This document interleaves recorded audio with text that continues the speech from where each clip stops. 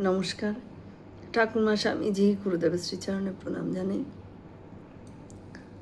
প্রার্থনা আমরা সবসময় ঠাকুরের কাছে নিবেদন করি, কিন্তু এই প্রার্থনা করার সহজ সরল পদ্ধতি আমাদের জানতে হবে। আমরা কখন প্রার্থনা করব, কিভাবে করব, কি করব, সেই নিয়ে ছোট্ট করে একটু ব্যাখ্যা করি। তুমি যখন প্রার্থনা করতে বসেছ, তখন জানবে ঈশ্বর তোমাকে দেখতে পাচ্ছেন এবং ঈশ্বর তোমার প্রার্থনাও শুনছেন। এই মনোভাবটা নিয়ে প্রার্থনা করো। বেশিক্ষণ নয়, 5-10 মিনিট যদি খুব বেশি বলি।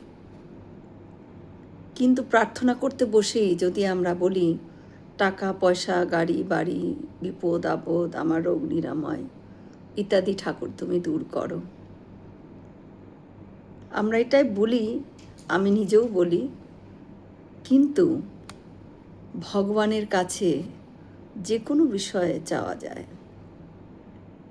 কিন্তু সকাল সন্ধে নিত্য উপাসনা বা সাধনার সময় অন্য কোনো বিষয় না চেয়ে শুধুই আধ্যাত্মিক বিকাশের জন্য প্রার্থনা করাটাই শ্রেয়। আমরা কি বলবো? হে ঈশ্বর, তোমার চরণে আমার যাতে ভক্তি বিশ্বাস আসে, এই আশীর্বাদ করো ঠাকুর। জ্ঞান, ভক্তি, বিবেক, বৈরাগ্য বা অন্য কোনো সাধন বলেই আমি শক্তিশালী নই ঠাকুর। কাজেই তুমি আমাকে এই শক্তিগুলো দাও ঠাকুর। তোমাকে এই জীবনে পেতে হলে যে সাধনার প্রয়োজন, সেটা তুমি কৃপা করে আমাকে দিয়ে করিয়ে নাও ঠাকুর। তুমি পরম দয়ালু, আমাকে সদ্বুদ্ধি দাও, শ্রদ্ধা দাও, জ্ঞান দাও, ভক্তি দাও, বিবেক বৈরাগ্য দাও। যে প্রার্থনাই করি না কেন আমরা, আগে কিন্তু ঠাকুরের কাছে আমার জ্ঞান, ভক্তি, বিবেক, চৈতন্য, বৈরাগ্য এগুলো চাইব। তারপরে আমাদের আপদ বিপদ বা সুখ শান্তির যা যা, আমরা তো রক্ত মাংসের মানুষ, প্রত্যেকের মধ্যেই আমাদের এইগুলো থাকে, তারপরে আমরা সেইগুলো চাইব।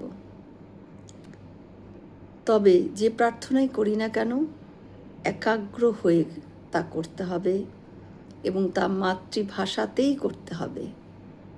মন খুলে তুমি ঠাকুরের সাথে কথা বলো। প্রার্থনায় আন্তরিকতা থাকাটা খুব জরুরি। মনে যত আকুলতা বাড়বে, প্রার্থনা তত শক্তিশালী হয়ে উঠবে। জয় শ্রী রামকৃষ্ণ। আমরা সকলে মিলে একসাথে বলি, জয় মহামাই কি জয়, জয় ভগবান শ্রী শ্রী রামকৃষ্ণ দেব কি জয়, জয় স্বামীজি মহারাজজি কি জয়। হয়তো অনেক ভুল ত্রুটি করলাম, ঠাকুর যেন আমায় ক্ষমা করে দেন। সকলে সুস্থ থাকবেন, আনন্দে থাকবেন। ঠাকুর মায়ের কৃপা দৃষ্টি সকলের ওপর বর্ষিত হোক। শুভরাত্রি।